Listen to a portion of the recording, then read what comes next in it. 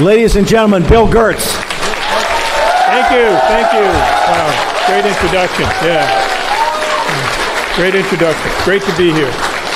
Yeah, first I want to congratulate Miles Guo on the anniversary of the new federal state of China. The Jewish people have a saying, next year in Jerusalem. For the new federal state of China, I think the statement should be next year in Beijing.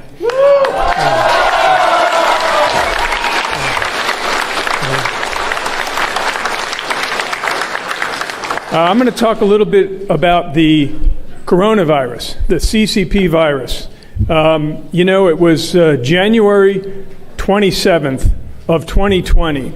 I wrote a story for the Washington Times. The headline was, "Coronavirus may have come from laboratory linked to Chinese military."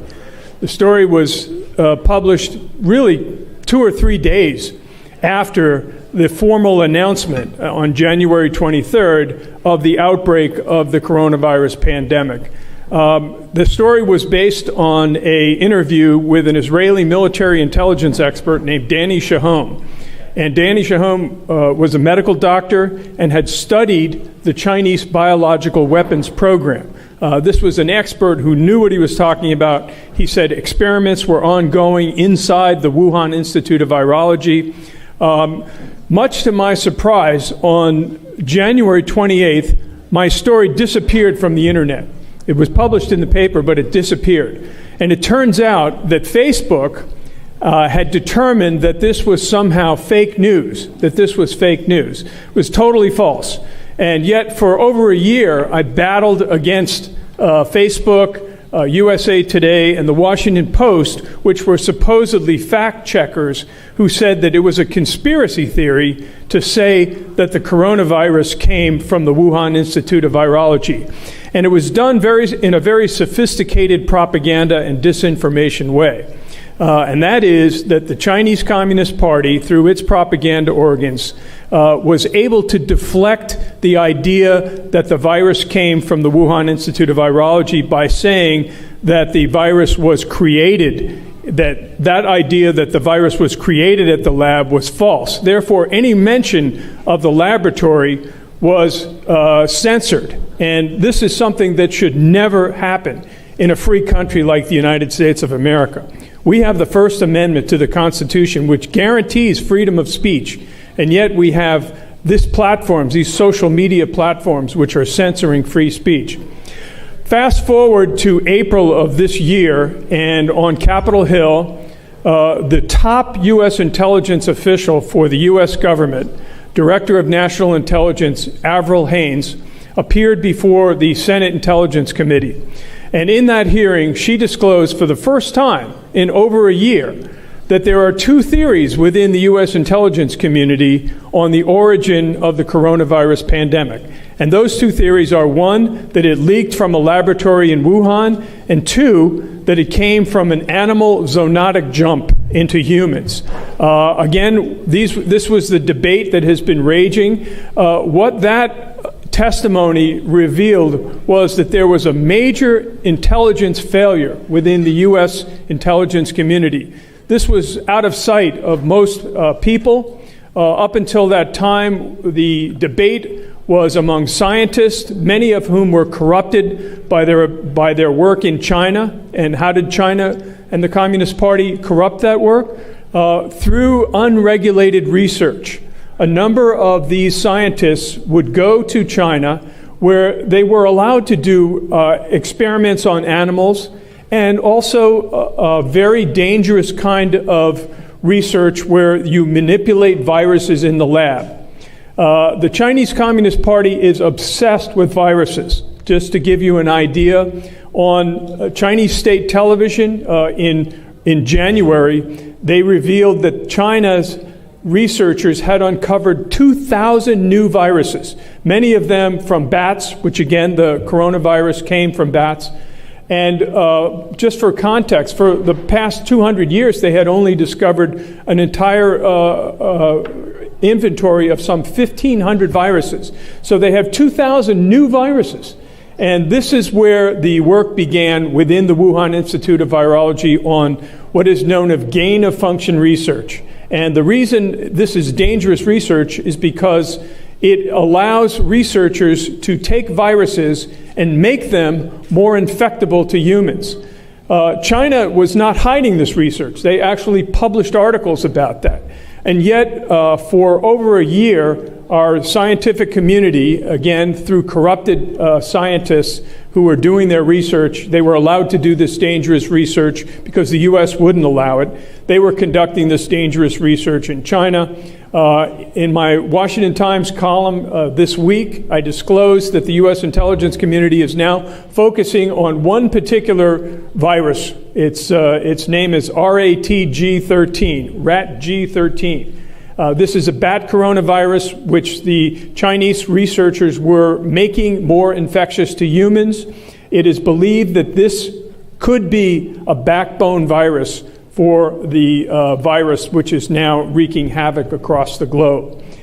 On the intelligence side, what we saw was that U.S. intelligence officials, first of all, lacked the expertise, the scientific expertise. There weren't staff intelligence epidemiologists or virologists. So they had to go outside of the CIA and outside of the intelligence community, and guess what?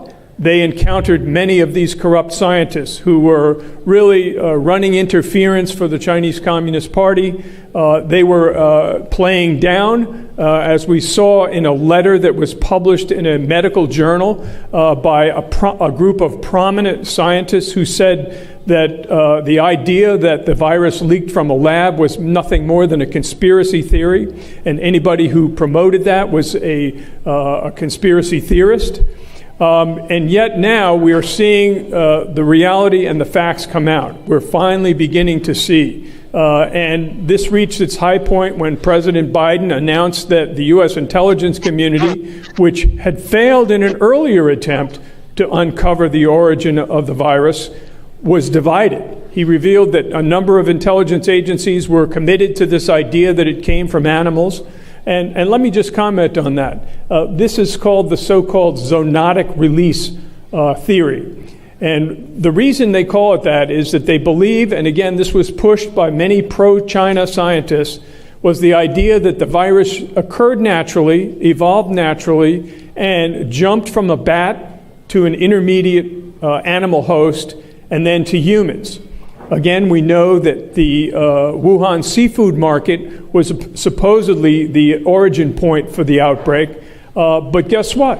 A search of that seafood market uncovered no evidence that the virus, that any animals in that seafood market or had this virus. There were no traces of the virus in any animals there. Furthermore, the World Health Organization, which was extremely co-opted by the Chinese Communist Party, conducted an investigation in China. It was a joint Chinese WHO investigation. So that tells you right there that it was heavily influenced by Beijing. And they surveyed more than 80,000 animals in China. And guess what? There wasn't a single case of the coronavirus being found.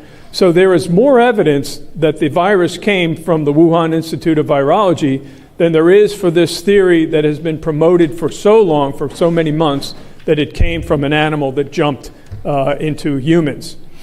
So right now we're in the situation where the intelligence community has launched this investigation. The president has ordered them to do so, and they are in the process of looking at all the evidence. They're zeroing in on this one virus that was being manipulated within the Wuhan Institute of Virology. And my guess is that when they're finished, we're going to get what they call a two-handed analysis or a two-handed conclusion. On the one hand this, and on the one hand that.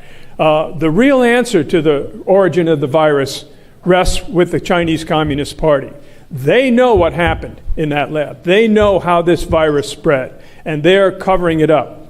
And it's incumbent upon all of us to hold Beijing accountable. This is absolutely essential in order to prevent COVID 2022, to prevent COVID 2025, to prevent COVID 2030. We have got to understand the origin of this coronavirus pandemic. And until we do that, we're going to be in great danger. Now, I'll sum up by saying that the threat posed by the Chinese Communist Party, as no one in this room needs reminding, is the most serious existential threat facing the United States. This is something that I said first in my book in 2000, The China Threat, and it's something that I elaborated on in my more recent book, Deceiving the Sky. It is going to require all of our energy, all of our resources to defeat this Chinese Communist Party threat. This is not a simple matter. It's going to take determination, and it's going to take ultimately everybody's ability. We have little power, we in this room, but we have the power of truth. We can tell the truth about the Chinese Communist Party. This is something that has not been done for decades.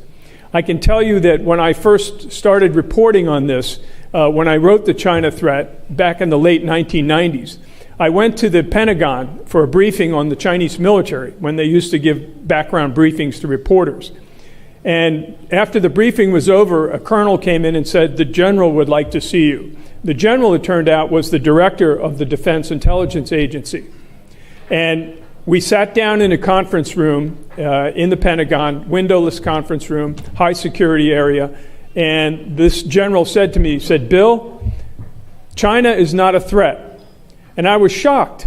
I could assume that political officials or even civilian intelligence officials would understand that a nuclear-armed communist dictatorship in Beijing poses a direct threat to the United States. But here was the top military intelligence officer, a 3-star general, telling me that China was not a threat. And when I asked him why he thought that, his answer was, "Because the Chinese have told us that." Incredible. Fast forward to a few years later, and it turns out that there was a Chinese spy operating within the Defense Intelligence Agency. His name was Ron Monteperto. He was someone that I wrote about in my books. He was having a close personal relationship with 2 Chinese intelligence officers based at the Chinese embassy. So this is how China's Communist Party operates in the United States. And this is something that we all need to be aware of, and we need to tell the truth about China. Thank you very much.